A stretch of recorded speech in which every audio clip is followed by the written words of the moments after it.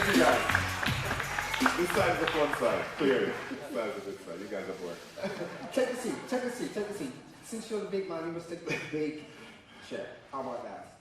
Thank you very much. Well, we're used to talking to each other by now, right? What do you think? I don't know.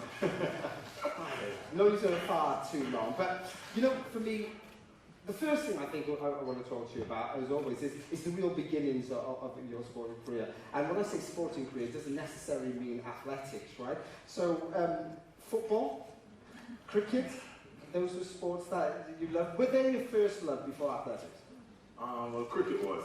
Cricket. Cricket was a big part of what I was, because my dad watched cricket all his life. Cricket. No matter how bad the West Indies is doing, he always watches them, you know what I mean? So I grew up watching cricket, so it became a part of me. So I started playing and I was pretty good, so yeah. I'm giggling because you can imagine a lot of the press who are not from the Caribbean or Asia thinking cricket. I mean, what is that all about? How did you end up loving that sport? It was just all I knew when I was growing up, you know what I mean? My dad would have to watch cricket in my room because he couldn't watch it in his room because it was too early, because they're playing in England, test match, and they started at 9, it's probably like 3 in the morning in Jamaica. So you had to come in my room. So over time, I started watching it with him since I was like 6 years old. So I just got into it without even knowing that it became a love of mine. You know what I mean? Bowler or batter? I was both. I was actually a fast bowler. Yeah, okay. I'm the opening batsman. Me and NJ, my best friend, actually, we're the opening batsman. Okay. So then let's get to the real sport then. Let's talk about athletics. How did you find out that you were pretty decent at that sport? Just from cricket, surprisingly. I was a fast bowler, so I was running in every day, and my cricket coach at the time, the Nugent, said to me, you know what, I feel like you should try running because you're pretty quick running in. So I did it sports day, and it just became something that I continuously doing, and I got better over time, and I was winning, so I just did it. Incredible that you were just winning, so you just continued. But you know, both yourself and Glenn Mills, your coach, when I asked Glenn about a particular conversation, I said to him about a rough diamond. He described athletes as rough diamonds when he first took them, and then he says his job is just to polish that rough diamond. How rough were you? I was pretty bad. When you watch it was just raw talent I was working off of. I think from primary school to high school, it was just really raw talent. I didn't train as much. Pretty much none. You know what I mean? So it's just talent. So my technique, my form, I didn't know much about track and field pretty much. I just knew you had to go out there and run between the two lines. That was pretty much it. So it's something that I've always done over the years. And obviously you progressed, you got pretty good.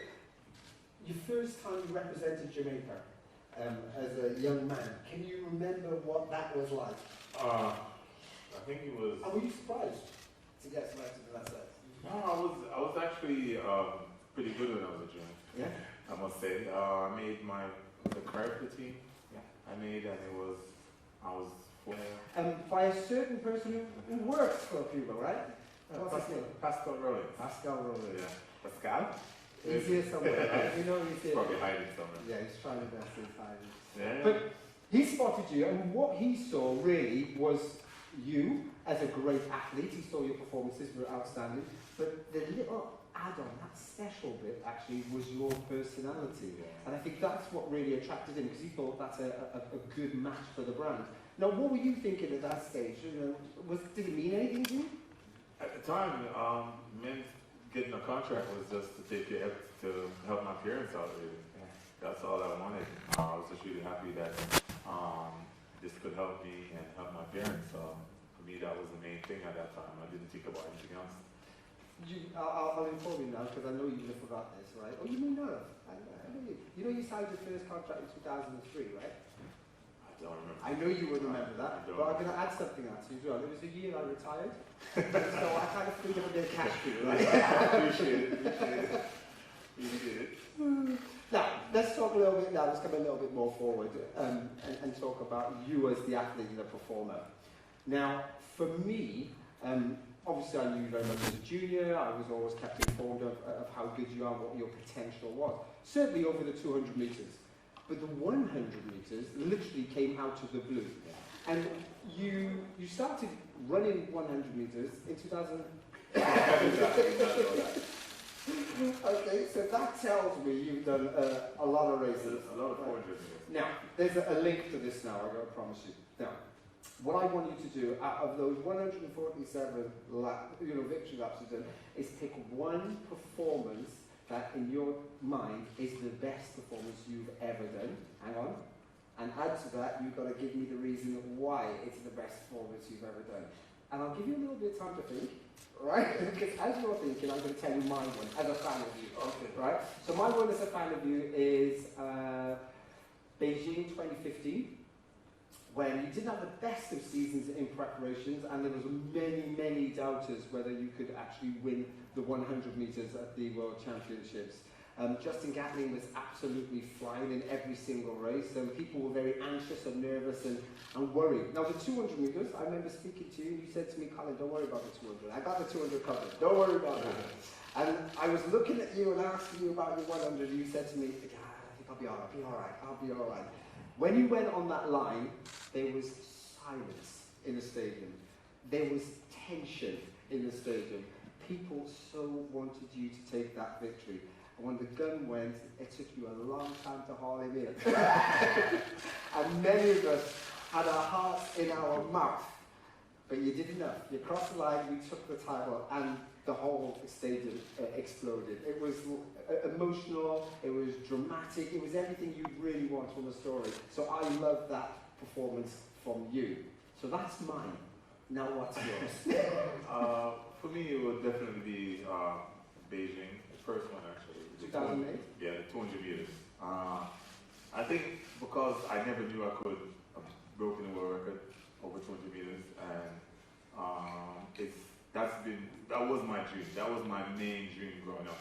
You know what I mean? Throughout everything that was going on, I always wanted to become a 200 meter Olympic champion. You know what I mean? I've never really thought about the record at that time. I was like, if I could get the record one day, it'd be great.